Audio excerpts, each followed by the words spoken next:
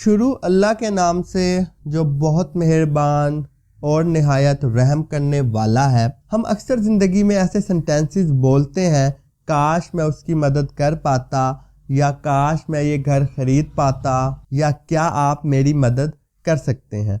आज हम इन सेंटेंसेस का स्ट्रक्चर सीखेंगे इंग्लिश में, कि इंग्लिश में हम ये सेंटेंसेस कैसे बना सकते हैं। So without wasting of time let's begin the class. इन सेंटेंसेस को हम इमेजिनरी सेंटेंसेस कहते हैं, जैसे काश मैं उसकी मदद कर पाता, या काश मैं ये घर खरीद पाता, या काश मैं आपसे मिल सकता। इनमें हम कुड का इस्तेमाल करते हैं। इनका स्ट्रक्चर कुछ ऐसे होता है, सबसे पहले हम आई विश लगाते हैं, ठीक है। उसके बाद हम सब्जेक्ट का इस्तेमाल करते हैं, फिर हम कुड लगाते हैं, उसके बाद वर्ब की फर्स्ट फॉर्म लगाई जाती है और एंड पे ऑब्जेक्ट का इस्तेमाल किया जाता है। सब्जेक्ट किसी भी सेंटेंस का मेन पार्ट होता है। काम करने वाले को हम सब्जेक्ट कहते हैं। वर्ब एक्शन वर्ड होता है जिसमें किसी काम का करना या होना जाहिर होता है, और एंड पे हम ऑब्जेक्ट का इस्तेमाल करते हैं, ऑब्जेक्ट जिस पर काम हो रहा हो, ठीक है। अब यहाँ पे ऑब्जेक्ट भी आ सकता है, यहाँ पर हम एडजेक्टिव भी लगा सकते हैं, एडवर्ब भी लगा सकते हैं। जो भी सेंटेंस की रिक्वायरमेंट होगी उसके हिसाब से यहाँ पे हम वर्ड यूज करेंगे एंड पे ऑब्जेक्ट की जगह पे। तो इसकी सेंटेंसेस से हम प्रैक्टिस करते हैं। पहला सेंटेंस है, काश मैं उसकी मदद कर पाता। सबसे पहले हमने स्ट्रक्चर के हिसाब से आई विश लगाया, ठीक है।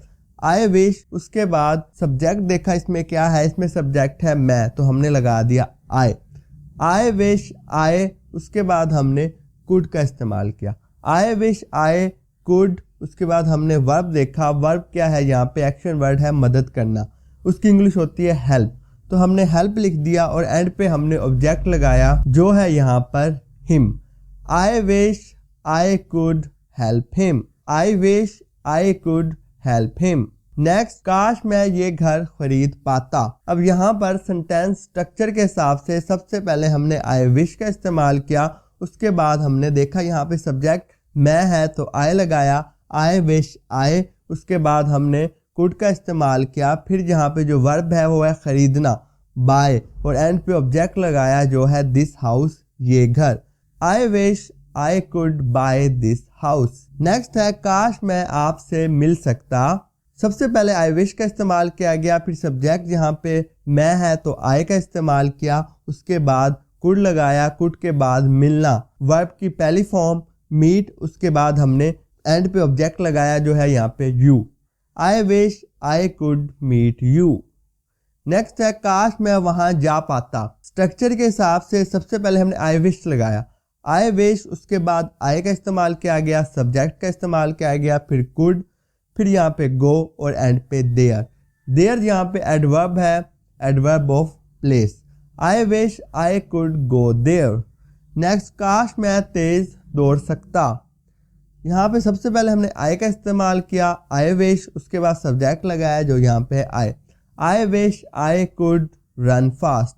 रन यहाँ पे वर्ब है और फास्ट यहाँ पर एडवर्ब है, ठीक है। जैसे मैंने आपको बताया कि ऑब्जेक्ट अगर ना हो तो एडवर्ब, एडजेक्टिव, नाउन, किसी भी चीज़ का यहाँ पे इस्तेमाल एंड पे किया जाता है। आई wish I could run fast. इसके बाद हमारे पास कुछ ऐसे सेंटेंसेस हम इस्तेमाल करते हैं, किसी से हम पोलाइट रिक्वेस्ट करते हैं जिसमें, ठीक है। पोलाइट रिक्वेस्ट यानी कि किसी से मोदबाना दरख्वास्त की जाती है, जैसे क्या मैं यहाँ बैठ सकता हूँ, या क्या आप मेरी मदद कर सकते हैं, ठीक है। इसका जो स्ट्रक्चर होता है वो कुछ इस तरह होता है। सबसे पहले हम कुड का इस्तेमाल करते हैं, कुड के बाद हम सब्जेक्ट लगाते हैं, उसके बाद हम वर्ब की फर्स्ट फॉर्म लगाते हैं, फिर ऑब्जेक्ट लगाते हैं और एंड पे हम प्लीज लिखते हैं, और सबसे एंड पे क्वेश्चन मार्क, जिसे हम साइन ऑफ इंट्रोगेशन भी बोलते हैं, उसका इस्तेमाल किया जाता है, ठीक है।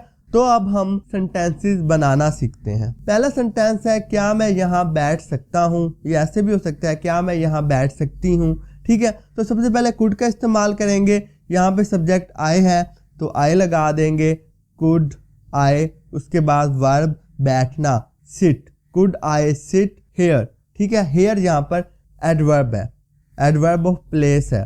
Could I sit here please, end पे प्लीज का इस्तेमाल करेंगे। क्या मैं आपका फ़ोन इस्तेमाल कर सकता हूँ। सबसे पहले कुड लगाएंगे, फिर सब्जेक्ट लगाएंगे I, could I use your phone. Use verb है इस्तेमाल करना, योर फ़ोन यहाँ पे ऑब्जेक्ट है और एंड पे हम प्लीज़ लगाएंगे। Could I use your phone please. Next है क्या आप मुझे अपनी कॉपी दे सकते हैं। यहाँ पे हमने कुड लगाया, कुड के बाद सब्जेक्ट देखा, सब्जेक्ट यहाँ पे आप यानी कि तुम, जिसे हम इंग्लिश में यू बोलते हैं। कुड यू, इसके बाद वर्ब देना give, could you give me your book please, could you give me your book please. Next क्या आप मेरी मदद कर सकते हैं। तो सबसे पहले हमने कुड का इस्तेमाल किया, यहाँ पे सब्जेक्ट आप है तो हमने यू लगाया, कुड यू मदद करना, हेल्प यहाँ पे वर्ब है और मी मैं यहाँ पर ऑब्जेक्ट है, ठीक है। और एंड पे हमने प्लीज़ का इस्तेमाल किया, could you help me please, could you help me please, क्या आप मेरी मदद कर सकते हैं। दोस्तों ये थी आज की क्लास। उम्मीद करता हूँ आज भी आपको बहुत कुछ नया सीखने का मौका मिला होगा। मैं इसी तरह की क्लासेस हर रोज़ लेकर आता हूँ। कल तक के लिए अल्लाह हाफिज़, अपना ख्याल रखिएगा।